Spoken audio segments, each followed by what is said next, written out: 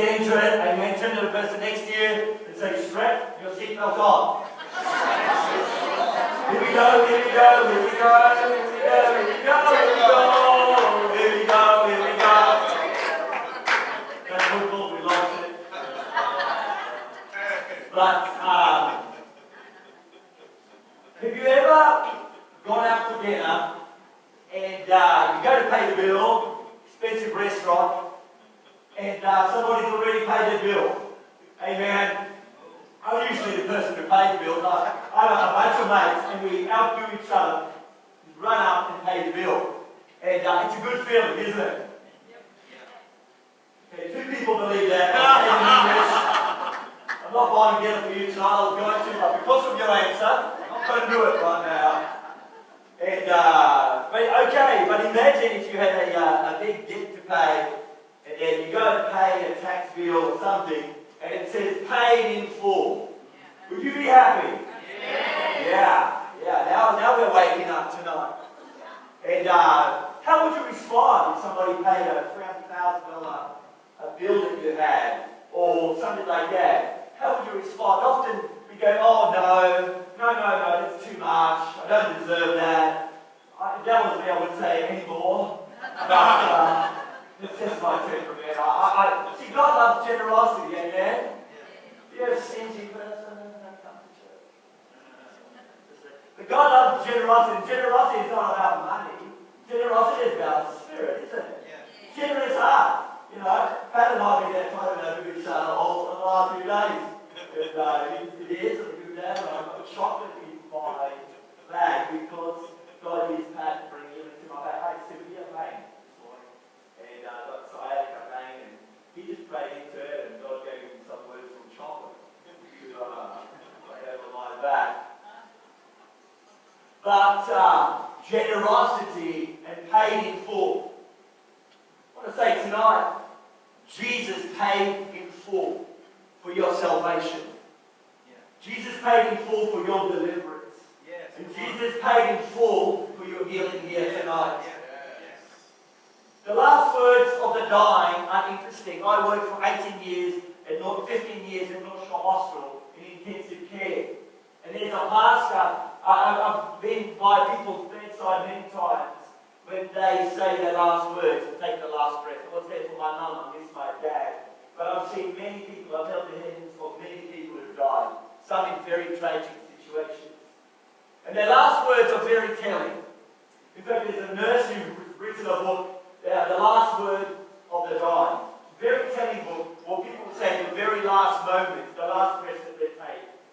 Well, I know a guy, and he's very famous, very well known, and his last word ever spoken was this word, tetelestai.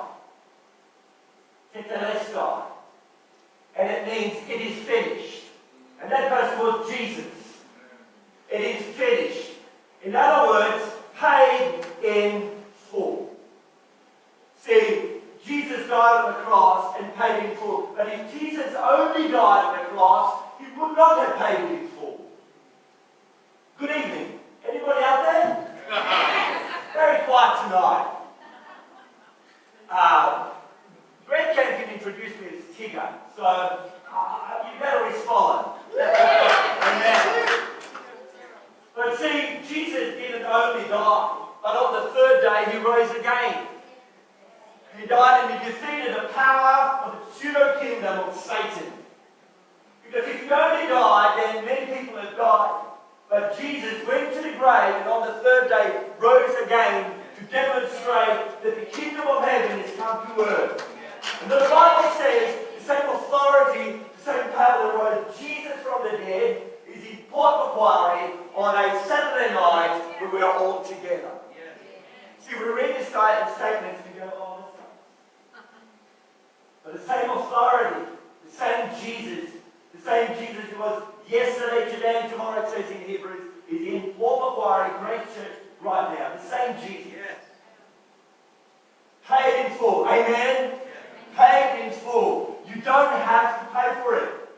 With the precious blood of the Lamb, he's paid for what he's about to do in this room in a few minutes. You can't earn it, Can't buy it. You can't even have more faith, more faith, more faith. Spoken to a great guy, Paul, from this church.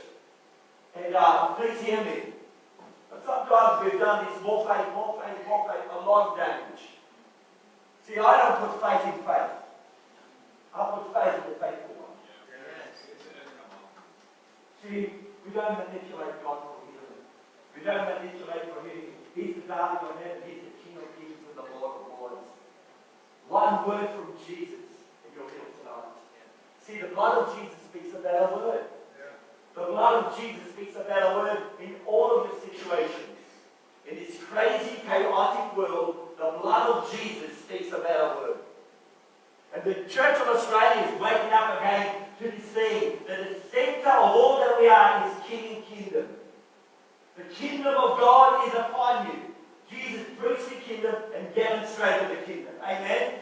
Can I invite you, don't get distracted with so many things out there.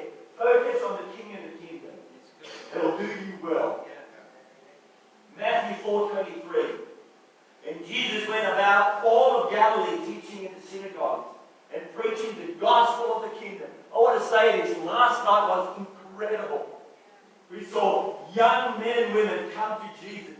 Young men and women standing together. There was something happened last night. And it bugged me.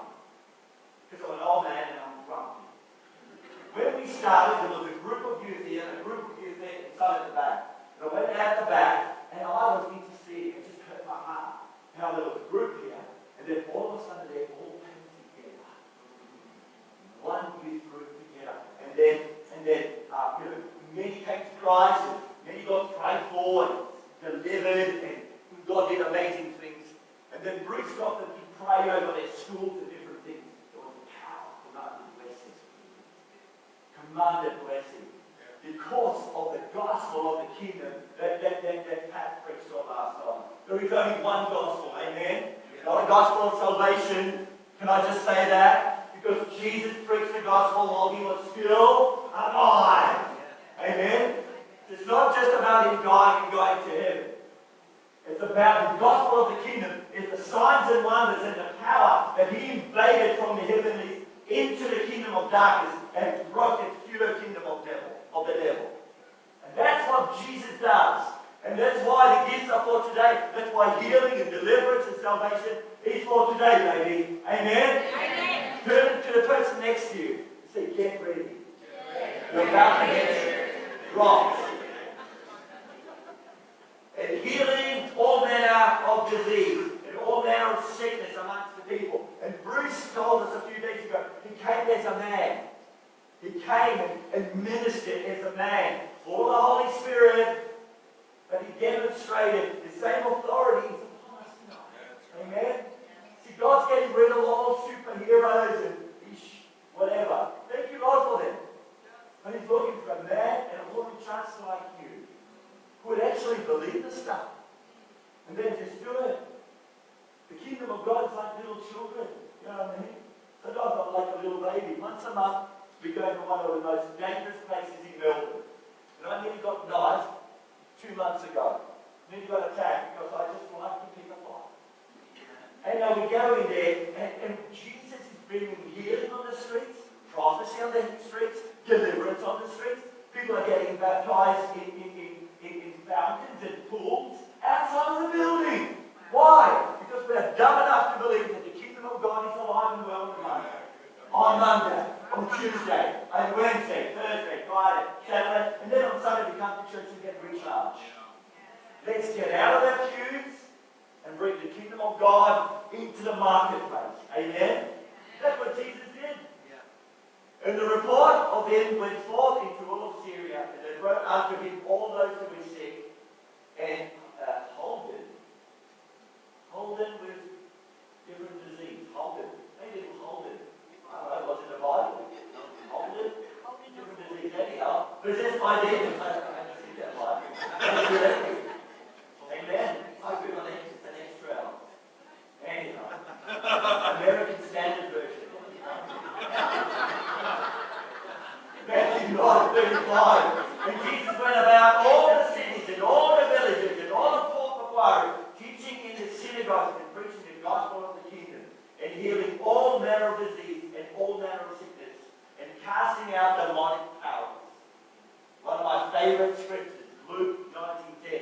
For the Son of Man came to seek and save that was lost. That was lost. Central to the ministry of Jesus was the proclamation and demonstration of the kingdom of God. You were never called to be a pathetic, puny little Christian. Otherwise, come to Jesus and beat me up, Scotty, let's go to heaven. You were called to be a power to be reckoned with. Yes. Amen. And you terrify the devil. He's scared of you. I want to say, for too long we've been too quiet. And I love what's happening right now. I love that young lady. Sorry to call you young lady, I forget the name. Chloe. Hello, Chloe. I love when all the kids were praying last night. I'm getting excited. The kingdom of God, because the church is not dying. The church is alive and well. The youngsters of our nations are rising up. Young evangelists and people praying for the sick.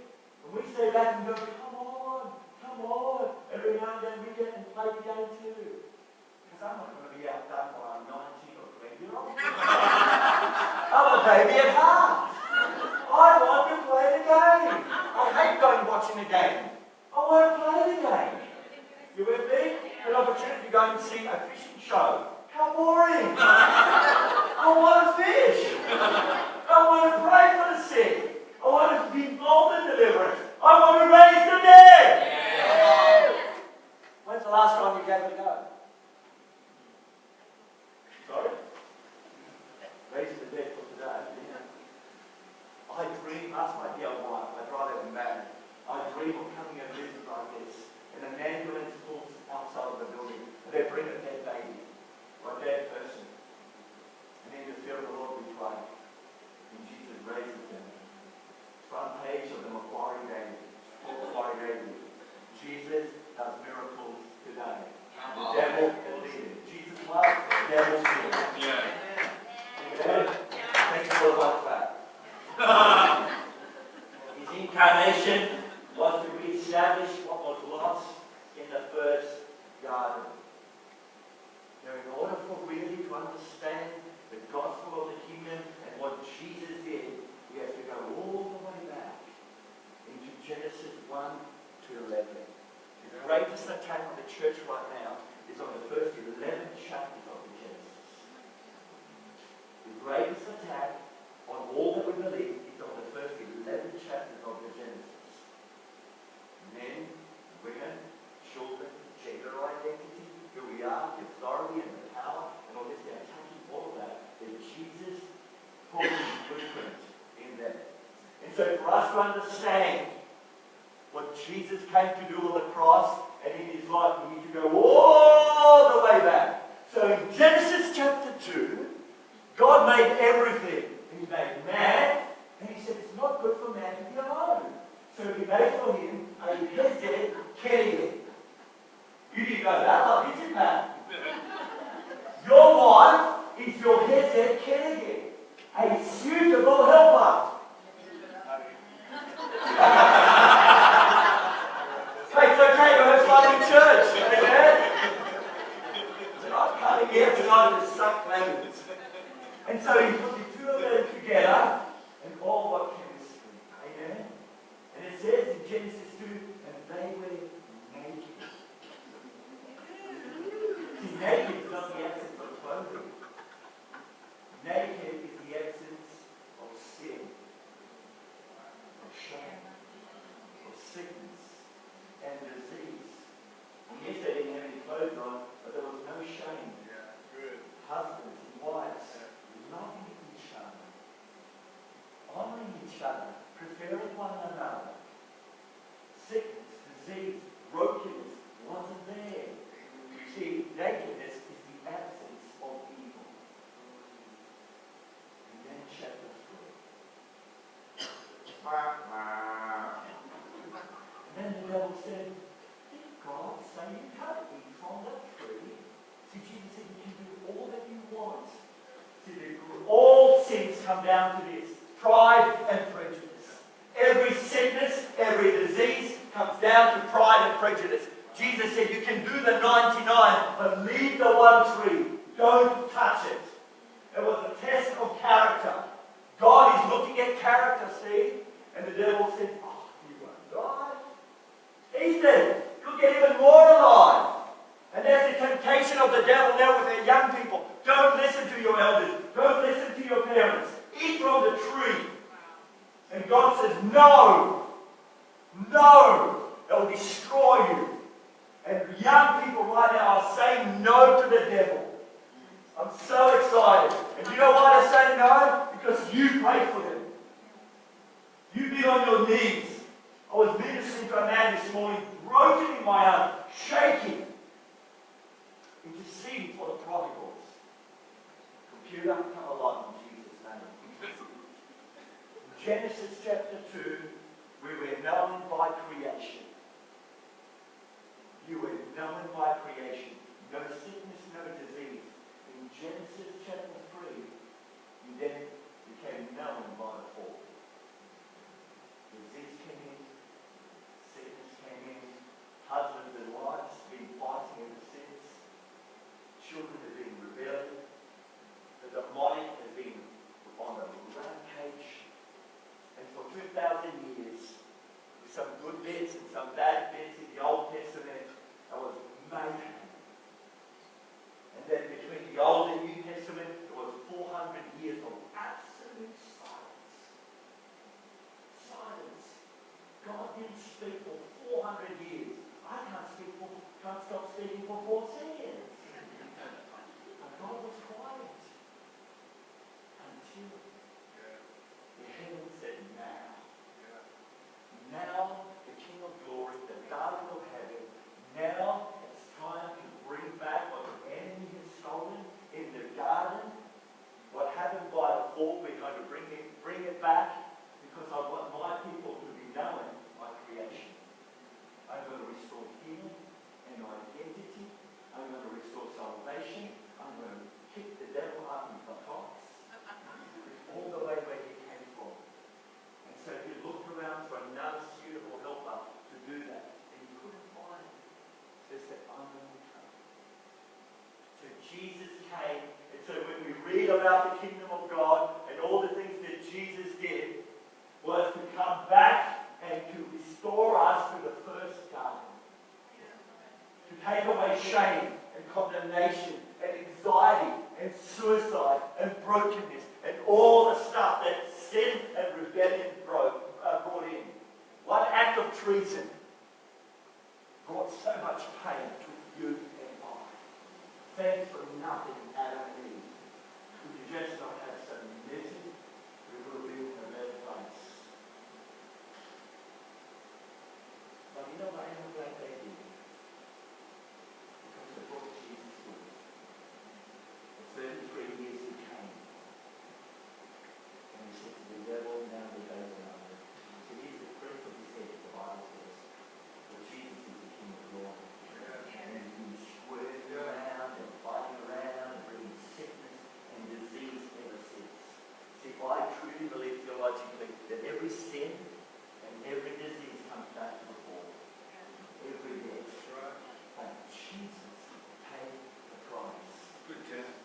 So Jesus came back to Port Macquarie on the 29th of July to tell you, I'm going to come and let you know who's in control. Yeah. Not the devil, not the media, not politicians. I'm bringing back what the enemy has stolen. I'm going to bring it back because this is my kingdom. Last time, thank you.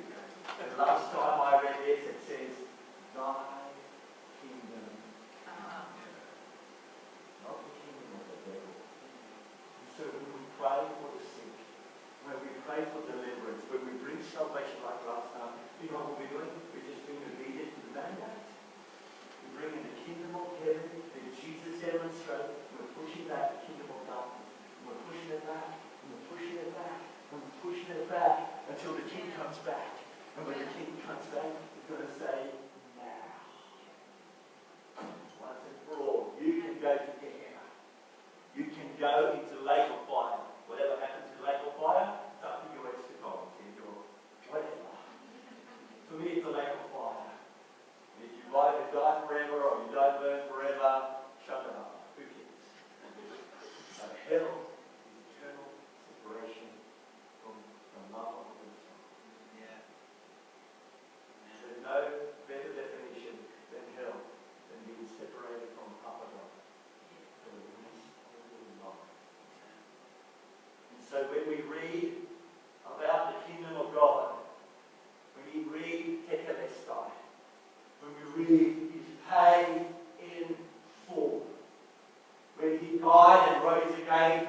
paid for your salvation. Once again, that the enemy tried to steal. And salvation is restoration to intimacy with Jesus. You know what happened in the garden? They lost intimacy. There's nothing more beautiful than being intimate with Jesus. To be intimate. The best form of healing is intimacy with Jesus. Say with him, God, I don't understand. I had faith for this person and they died. I had no faith and they rose. And I've seen both. Because Jesus is in control. God is in control. And we did not manipulate the darling of heaven, the King of Kings. He knows what things he's already defeated the devil. I'm just going to get on board. He's driving the train. Where do you want to go, Jesus? Let's go that person. Let's go that person. You want to believe that person? Let's believe that person. I just go and play the game. Amen. Hey, if you got my colour hair, I want to say to you in this room tonight, you're not finished. We are about to see a shaking of revival in Australia that we've never seen. Amen. And you know why? You know why we're going to see it? Because you prayed for it. You prayed for the prodigals. You called on the name of the Lord.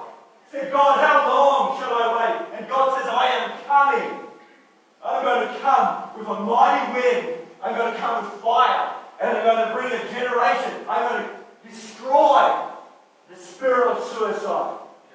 I've lost too many friends to suicide. I've conducted too many funerals. And I've seen death in its face, personally.